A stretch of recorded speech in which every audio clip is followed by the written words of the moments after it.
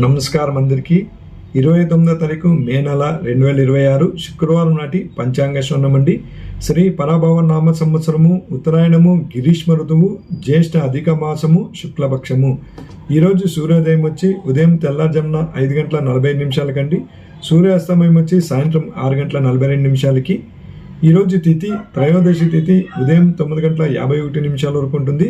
తర్వాత చతుర్దశి తిథి ప్రారంభమవుతుంది. ఈరోజు నక్షత్రము స్వాతి నక్షత్రము ఉదయం 10 గంటల 32 నిమిషాల వరకు ఉంటుంది. తర్వాత విశాఖ నక్షత్రం ప్రారంభమవుతుంది. పరిగ యోగము తైతుల కరణము. తర్వాత అశుభ సమయం గురించి తెలుసుకుందాము.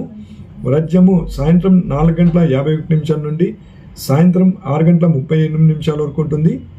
దుర్ముహూర్తము ఉదయం 8 గంటల 22 నిమిషాల నుండి ఉదయం 9 గంటల 12 నిమిషాల వరకు ఉంటుంది. తర్వాత దుర్ముహూర్తము మధ్యాహ్నం 12 గంటల 39 నిమిషాల నుండి మధ్యాహ్నం 1 గంట 31 నిమిషాల వరకు ఉంటుందండి.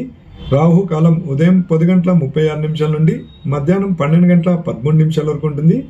యమగండ కాలం మధ్యాహ్నం 3 గంటల 27 నిమిషాల నుండి సాయంత్రం 5 గంటల 5 నిమిషాల వరకు ఉంటుంది. గులికాలం ఉదయం 7 గంటల 22 నిమిషాల నుండి ఉదయం 8 గంటల 59 నిమిషాల వరకు ఉంటుంది.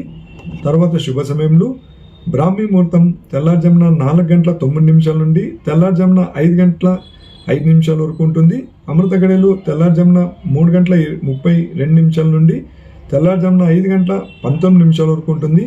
అభిజిత్ ముహూర్తము ఉదయం 11 గంటల 47 నిమిషాల నుండి మధ్యాహ్నం 12 గంటల 39 నిమిషాల వరకు ఉంటుందండి. ఇక ఈరోజు శుభకార్యాలకి మంచిదైనా లేదండి. జ్యేష్ఠ అధిక మాసం కాబట్టి అధిక మాసంలో పెద్ద శుభకార్యాలు చేయరు కాబట్టి శుభకార్యాలకి అంత మంచిది కాదు. మన ఛానల్ని ఇదే మొదటిసారి చూస్తున్నట్లయితే సబ్స్క్రైబ్ చేసుకోండి. ఈ వీడియో మీకు నచ్చినట్లయితే లైక్ చేసి సబ్స్క్రైబ్ చేసి షేర్ చేయండి. ఓకే అండి, ఇంతటితో వీడియో సమాప్తం. ధన్యవాదాలు.